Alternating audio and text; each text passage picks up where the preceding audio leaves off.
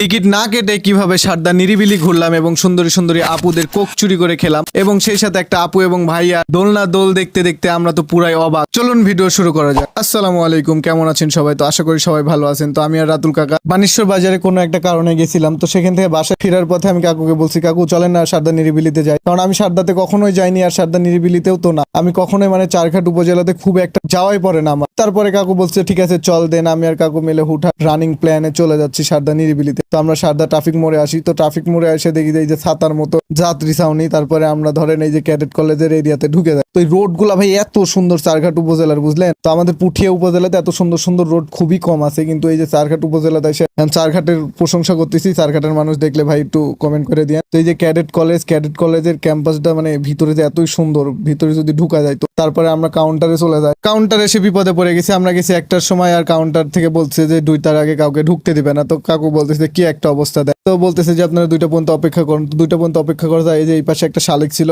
তো কাকা বলছে একটা জুম্মা। তারপরে আমি আর কাকু মিলে জলপাই খেতে খেতে সামনে একটা বাজার ছিল, সে বাজারে চা খাওয়ার জন্য যাই। চাটা খেয়ে আমি আর কাকা মিলে 2টা কলা নিয়ে নিই। তো এইদিকে মুরব্বীকে আমি বলছি মুরব্বী আপনার কলা দিয়ে। এই পাশে হচ্ছে ছোট বাচ্চারা মারামারি করতেছিল, তো এই ভিডিওটা আপনারা রিলসে দেখতে পাবেন। তারপরে বেটা হাসিব আসে, তো হাসিব আসার পরে ওর সাথে কিছুক্ষণ আর কি করি, পরে আমরা টিকিট কাউন্টারে এসে কিছুক্ষণ তীব্র নিন্দা জানাই। 20 টাকা করে টিকিট হবে কি জন্য, আর 20 টাকা হলো আমাদের যারা আমরা সিঙ্গেল তাদের জন্য এই টিকিট ফ্রি করে দেওয়া উচিত। তো এই তীব্র নিন্দা জানাতে জানাতে একটা নিউজ আসে যে এই ফ্রিতে ঢুকা যাবে, তো আমরা সেই পথে হাঁটা দিয়ে দিই। তো হাঁটতে হাঁটতে দেখি যে পকাতি মানে হাবিবি এক জোড়া, তারা অবিবাহিত না বিবাহিত আমি জানি না, তবে জোড়া মানে পকাতি। তারপরে আমরা সিক্রেট রাস্তা দিয়ে চলে যাচ্ছিলাম সারদা নিরিবিলির উদ্দেশ্যে। দিয়ে আমরা এই যে একটু বড় একটা খাদ পার হয়ে লাভ মারে পার হয়ে আমরা সিঁড়িতে উঠে যাই। তো জীবনের প্রথম ফিরিত সারদা নিরিবিলি চলে আইছি। 1 টাকা খরচ হলো না, যেহেতু 3 দুগুণ 60 টাকা খরচ হতো। সেই খুশির ধরেন আমি দৌড়ে যাই একবার স্লিপ খেয়ে নি, আর যদিও পিছন ঠেকাতে ইচ্ছা করতেছিল না, কারণ প্রচুর তাপ হয়েছিল, যার কারণে পা দিয়ে স্লিপ খেয়ে নিছি। চাচা বারবার বলতেছিল যে পিছনটা ঠেকা, কিন্তু আমি ঠেকাইনি, দিয়ে একবার ছু মেরে দিই। তারপরে এদিকে ভিডিও শুট করার জন্য আমি বেঞ্চে বইছি, আর বেঞ্চে বসার সাথে মা